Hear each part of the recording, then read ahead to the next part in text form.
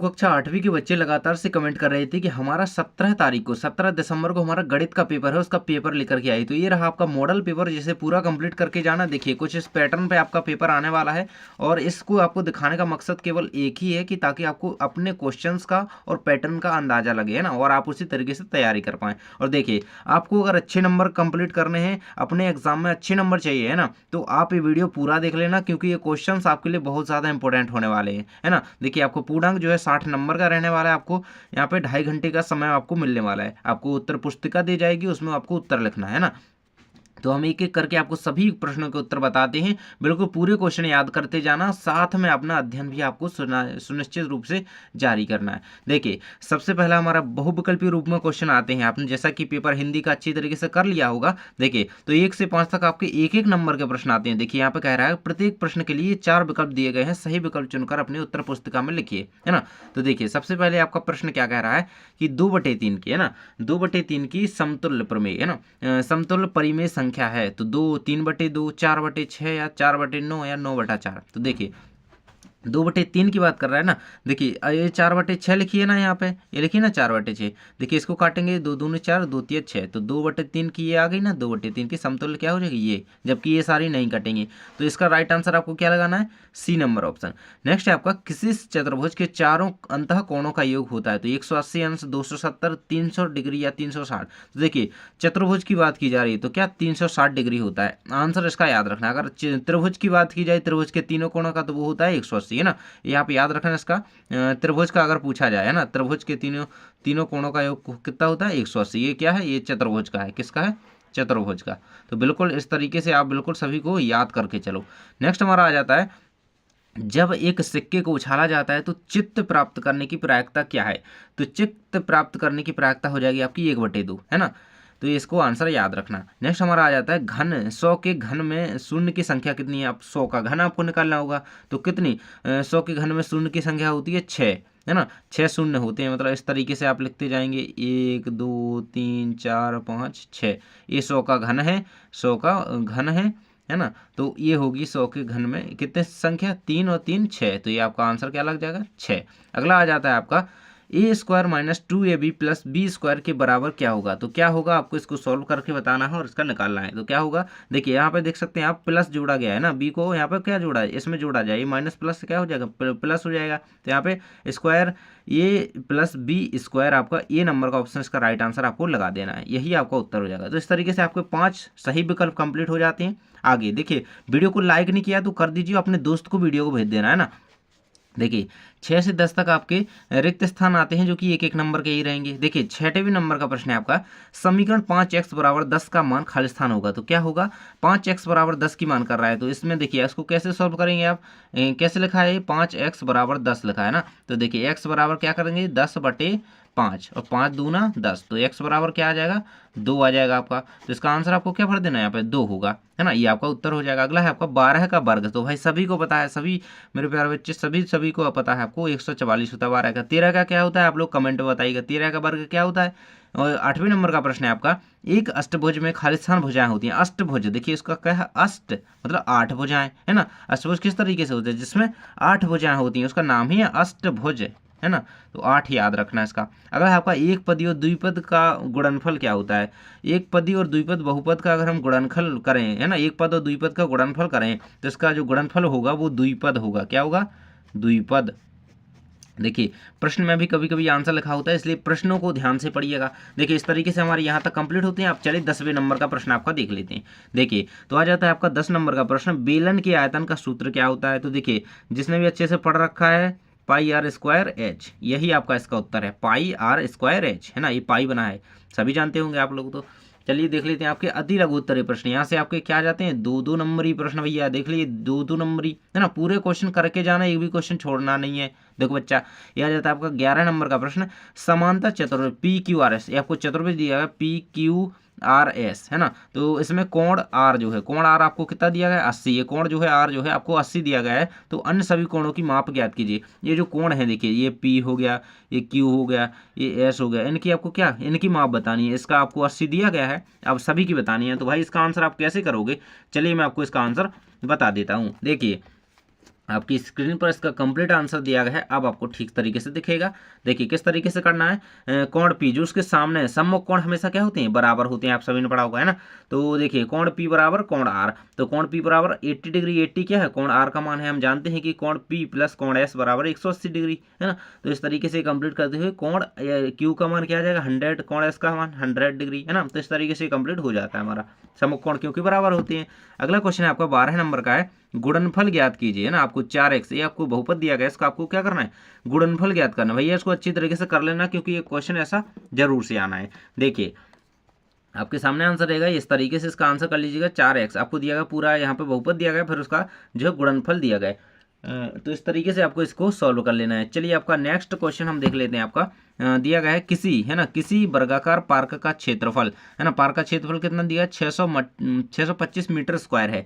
इस पार्क की एक किनारा यानी कि एक भुजा ज्ञात करनी है, पार्क की इतना बड़ा पार्क है उसकी एक भुजा ज्ञात करनी है केवल। तो इसका आंसर आप कैसे लिखोगे, देखिए भुजा स्क्वायर आपने सूत्र इसका पढ़ा होगा, 625 है, 25 का क्या होता है स्क्वायर रूट होता है। तो ये 25 मीटर एक भुजा होगी उसकी, तो ये आपका आंसर आ जाएगा। नेक्स्ट क्वेश्चन आ जाता है आपका, वर्ग ज्ञात कीजिए 44 का और 24 का, यानी कि आपको वर्ग बताना है। तो भाई 44 का वर्ग क्या होता है आप सभी को पता होगा 1936 होता है। 44 का क्या होता है 1936 होता है, और 24 का क्या होता है 576। आप सभी को इसके पता ही होंगे, 44 का रहेगा, ये 24 का रहेगा। तो इस तरीके से इसका उत्तर कर लीजिएगा, यही इसका उत्तर है ना। ये रहेगा आपके 14वें नंबर के प्रश्न का उत्तर है ना, सामने दिया गया, इसको अच्छी तरीके से कंप्लीट कर लेना। अगला है आपका 15 नंबर है, एक ऐसे घन की भुजा ज्ञात कीजिए जिसका पृष्ठीय पार्श्व पृष्ठीय क्षेत्रफल जो है 400 सेंटीमीटर क्यूब है। क्या है 400 सेंटीमीटर क्यूब आपको पार्श्व पृष्ठीय क्षेत्रफल की दिया गया है, आपको भुजा ज्ञात करनी है, यही भुजा ज्ञात करनी है जो यहाँ पे करी है हमने। चलिए आपको दिखा देता हूँ 15 का उत्तर। तो देखो चैनल को सब्सक्राइब भैया कर लेना क्योंकि आपका अगला अंग्रेजी का पेपर है भैया ना। देखिए घन का पार्श्व पृष्ठीय क्षेत्रफल 400 आपको दिया गया है ना, और इसका सूत्र क्या होता है भुजा का निकालने के लिए है ना, एल स्क्वायर की भुजा, स्क्वायर घन की भुजा क्या होती, तो एल स्क्वायर 4 एल स्क्वायर करेंगे, ये आपका 400 आपकी दी गई है जो कि है ना, और एल स्क्वायर बराबर फिर ये 4 कहाँ पे आ जाएगा, पक्षांतर करके यहाँ पे नीचे आ जाएगा, बटा में आ जाएगा, फिर इसका भाग दे देंगे काट पीट करके, हमारा एल कितनी आ जाएगी घन की वजह 10 आ जाएगी आपकी। नेक्स्ट हमारा क्वेश्चन आ जाता है, हल करना है आपको। देखिए एक बहुपद और दिया गया इसी की तरह क्वेश्चन है ना, देखिए ये बहुपद दिया गया, इसको आपको सॉल्व करना है। तो चलिए इसका आंसर आप किस तरीके से करिएगा, देखिए आपके सामने मैं आंसर रख देता हूँ, ये आपका इसका कंप्लीट आंसर रहेगा भैया, स्क्रीनशॉट ले लेना। 5x - 3 बराबर x + 2 ये आपको दिया गया है। इसके बाद करेंगे, देखिए पक्षांतर करेंगे तो x को इस तरफ लाएंगे है ना, तो ये 2 और 3 इस तरफ जाएगा तो ये प्लस का हो जाएगा, ये माइनस का, ये प्लस का, इस तरफ आते हुए प्लस का हो जाएगा है ना। अब देखिए अब ये हमारा इस x में से ये x है जो आपका एक है ना, ये 2 और 3 कितने हो जाएंगे, ये 2 और 3 यहाँ पे 5 आ जाएंगे हमारे है ना, और इसमें से एक x घट जाएगा, 5x - x मतलब 5x में से एक x चला गया तो कितना बचा 4x, 4x को यहाँ पे 4 बटे में आ जाएंगे, तो x बराबर 5/4 आपका आंसर हो जाएगा। अगला आपका आ जाता है यहाँ पे, देखिए यहाँ से हमारे अति लघु उत्तरीय प्रश्न है जो कि हमारे 3-3 नंबर के रहेंगे है ना, तो चैनल को सब्सक्राइब कर लो जल्दी से। अगला है आपका 17 नंबर का, एक चतुर्भुज के 3 कोण बराबर हैं, चौथे कोण की माप 120 डिग्री है, बराबर कोणों में से प्रत्येक की माप ज्ञात कीजिए ना। बराबर कोणों में आपको क्या करना है, प्रत्येक की माप ज्ञात करनी है। तो देखिए इस तरीके से आपको इसका कंप्लीट आंसर कर लेना है, ये रहेगा आपके सामने इसका आंसर, देख सकते हैं ये आपका कंप्लीट आंसर इसका दिया गया है ना, ये रहेगा। देखिए ये आपको कोण दिए गए हैं 120 दिया गया है ना, तो ये रहेगा इस तरीके से आप उसका चित्र बनाइएगा, ये आपको पूरा कंप्लीट इसका आंसर, एक x आपका कोण आ जाएगा आपका 80 डिग्री, और ये रहेगा आपका पूरे कोण जो है इस तरीके से बराबर हो जाएंगे है ना। चलिए अगले क्वेश्चन को आपके देख लेते हैं, अभाज्य गुणनखंड। देखिए अभाज्य गुणनखंड विधि से क्या करना है आपको 27,000 का है ना घनमूल ज्ञात करना है, 27,000 का क्या घनमूल, और कौन सी विधि से अभाज्य गुणनखंड, इसमें क्या आपको एलसीएम करना होता है पूरा है ना। देखिए ये रहेगा इस तरीके से करेंगे, फिर इस तरीके से पेयर बनाएंगे है ना, जितने जितने के पेयर बन रहे हैं उतने उतने को तोड़ करके लिखेंगे। देखिए 3-3 के पेयर बन गए तो 3 में से 1 ले लेंगे, 3 में से 1 ले लेंगे, फिर 3 में से 1 5 को ले लेंगे। तो इस तरीके से इनका जो गुणा करके हमारा 30 इसका राइट आंसर आपका आ जाएगा, कर लीजिएगा। नेक्स्ट हमारा आ जाता है किसी समबहुभुज के बहिष्कोण का अंतः कोण से अनुपात जो है 1:4 है। क्या है 1:4 दिया गया, इस बहुभुज की भुजाओं की संख्या ज्ञात कीजिए है ना, इसकी संख्या आपको ज्ञात करनी है, 3 नंबर का आपका प्रश्न है। तो चलिए इसका आंसर आप किस तरीके से लिखिएगा, देखिए आप सबसे पहले देखिए आपको क्या दिया गया है भैया, इसमें 1:4 है ना, ये दी गई है भुजाओं का अनुपात दिया गया है। माना कि अंतः कोण है ना, एक्स बराबर बाह्य कोण, देखो भाई मानना पड़ता है, मैथ है ना, सपोज दैट जो चलेंगे इस तरीके से। भुजा की संख्या आपकी कितनी आ जाएगी यहाँ पे 10, इसका राइट आंसर आपका आ जाएगा, तो इसको कंप्लीट कर लेना। नेक्स्ट हम क्वेश्चन आपका देख लेते हैं। देखिए माल से लदा हुआ एक लोडिंग ऑटो 25 मिनट में 14 किलोमीटर चलता है ना, यदि चाल वही रहे तो 5 घंटे में कितनी दूरी तय करेगा। मतलब देखिए 25 मिनट में कितना 14 किलोमीटर चलता है, और मतलब उसी स्पीड से चले तो वह 5 घंटे में कितने दूरी तक चलेगा, है ना। 25 मिनट में 14 किलोमीटर जा रहा है ना, इसको ध्यान दीजिएगा। आगे देख सकते हैं यहाँ पे तय की दूरी कितनी है हमारी किलोमीटर में, 14 किलोमीटर जा रहा है, समय 25 मिनट में। अब भाई तो आगे हमारा देखिए आगे ज्ञात करनी है दूरी, 300 आपका जो है मिनट यहाँ पे दे दिए, और इसका हम यहाँ पे इस तरीके से करेंगे सामने गुणा, और ये हमारा 5x इसका गुणा हो जाएगा, बस जो गुणन कर रहे हैं एक तरीके से ना, इसका हो जाएगा इसमें 25x आ जाएगा आपका, और 300 का 14 में इस तरीके से करेंगे तो ये आगे हमारा इस तरीके से होते हुए 168 किलोमीटर यहाँ पे चल जाएगी, कितने में 5 घंटे में, है ना। 5 घंटे में कितने 300 मिनट होते हैं, आप सभी ने यहाँ पे लिख लिए पहले। चलिए आगे देख लेते हैं आपका, इस तरीके से आपको दिया भी गया था क्वेश्चन में ना। देखिए अगला क्वेश्चन आपका आ जाता है 21 नंबर का भाई। तो साकर ने एक कूलर 10% कर, है ना, 10% कर सहित यानी कि टैक्स कर सहित जो है मतलब उसका कर्ज ब्याज सहित 4400 में खरीदा। बेट जुड़ने से पहले कूलर का मुख्य मूल्य जो है ज्ञात करना है आपको, है ना। उसने ब्याज पे उसे खरीदा है और उसका आपको मूल्य ज्ञात करना है, कुल मूल्य। तो यहाँ पे 4000 इसका राइट आंसर आ जाएगा, इसको कंप्लीट आपको कर लेना है, स्क्रीनशॉट इसका ले लीजिएगा। देखिए ये रहेगा आपकी स्क्रीन पर, ए आपको ठीक दिख रहा है ना, देखिए स्क्रीनशॉट ले लीजिएगा इसका। चलिए अगला क्वेश्चन आपका आ जाता है, एक ऐसे बेलन की ऊंचाई, देखिए आपको क्या हाइट ज्ञात करनी, क्या हाइट यानी कि ऊंचाई, जो कि जिसकी त्रिज्या क्या 14 सेंटीमीटर, आर बराबर कितनी आपको 14 सेंटीमीटर दी गई है, आर मतलब त्रिज्या होती है ना, आर आपको 14 सेंटीमीटर दी गई है, और पृष्ठीय क्षेत्रफल आपको इसका दिया गया 1936 सेंटीमीटर स्क्वायर। तो चलिए मैं आपको इसका उत्तर बता देता हूँ।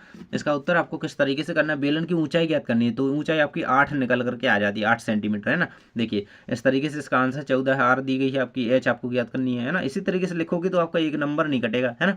चलिए आगे देख लेते हैं, आपके दीर्घोत्तरीय प्रश्न आ जाते हैं आपके 23 से 26 तक, है ना, जो कि आपके 5-5 नंबर के। भैया इसको मत छोड़ देना, अगले के क्वेश्चन आपके 20 नंबर के हैं कुल, है ना, तो इनको मत छोड़ देना, ये पूरे करके चलना है। देखिए 23 नंबर का प्रश्न है आपका, एक व्यक्ति के वेतन में 10% की वृद्धि होती है, कितनी 10% उसकी वेतन बढ़ जाती है। यदि उसका नया वेतन है ना 1,54,000 है तो उसका मूल वेतन ज्ञात कीजिए, मतलब उसकी कितनी, मतलब ये बढ़ने के बाद उसकी वेतन इतनी हो गई, तो मतलब पहले कितनी थी जब 10% बढ़ी नहीं थी। तो चलिए इसका उत्तर आपको किस तरीके से करना है मैं आपको दिखा देता हूँ, ये रहेगा आपके सामने इसका उत्तर। देखिए इस तरीके से करेंगे आप, आंसर है इसका। देखिए मूल वेतन को x रुपये मान लिया अपन ने, है ना, मूल वेतन जो हमें ज्ञात करनी है उसको हम x मान लेते हैं। 10% की वृद्धि के बाद नया वेतन बराबर मूल वेतन प्लस 10% मूल वेतन, नई वेतन की गणना किससे करेंगे, है ना। हमने कितनी मान ली नई वेतन, तो क्या मानी x मानी, है ना, और 10% की वृद्धि होगी, इसमें फिर 100 का गुणा करेंगे। देखिए हमें परसेंटेज निकालना है ना, परसेंटेज में करेंगे, ये वृद्धि दी जाए तो हमें 100 का तो हमें भाग देना ही पड़ेगा, है ना। अंडर बटे में लिखा है ना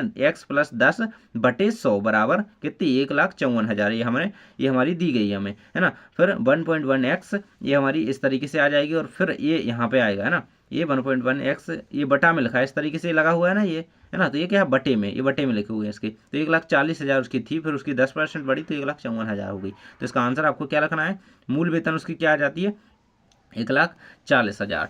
नेक्स्ट हमारा क्वेश्चन आ जाता है, एक समांतर चतुर्भुज की एक भुजा और संगत ऊंचाई की माप क्रमशः 4 सेंटीमीटर 3 सेंटीमीटर है, समांतर चतुर्भुज का क्षेत्रफल ज्ञात कीजिए। देखिए 4 सेंटीमीटर और 3 सेंटीमीटर आपको भुजाएं दी गई हैं ना, दो भुजाएं दी गई हैं, है ना, ऊंचाई और भुजा, है ना, संगत भुजा की एक भुजा की ऊंचाई दी गई है, इनकी माप दी गई है। चलिए आपको क्या करना है, समांतर चतुर्भुज का क्षेत्रफल बताना है। तो देखिए समांतर चतुर्भुज का क्षेत्रफल ज्ञात करना है, तो आधार गुणा ऊंचाई उसका जो है हमारा क्या होता है सूत्र होता है। तो आधार हमारा दिया गया 4, ऊंचाई दी गई हमारी 3, तो रख देंगे और 4 और 3 का गुणा कर देंगे, 12 वर्ग सेंटीमीटर हमारा आंसर आ जाएगा। सिंपल सा है, कर लीजिएगा इसको, है ना। नेक्स्ट हमारा आ जाता है 25 नंबर का प्रश्न है आपका, सेंटीमीटर चौड़ाई वाले एक आयताकार कागज को चौड़ाई के अनुदेश मोड़ करके 30 सेंटीमीटर, है ना, 30 सेंटीमीटर वाला एक 5 बेलन बनाया गया, है ना, जो है एक बेलन बनाया गया। उस बेलन का जो है आपको आयतन ज्ञात करना है। इस बेलन का क्या करना है, आपको आयतन ज्ञात करना है। तो किस तरीके से आपको इसका आंसर करना है, तो इसमें आयतन का, बेलन के आयतन का सूत्र लगेगा ना, तो क्या बेलन की परिधि क्या होती है 2πr, इस तरीके से निकालिएगा ना।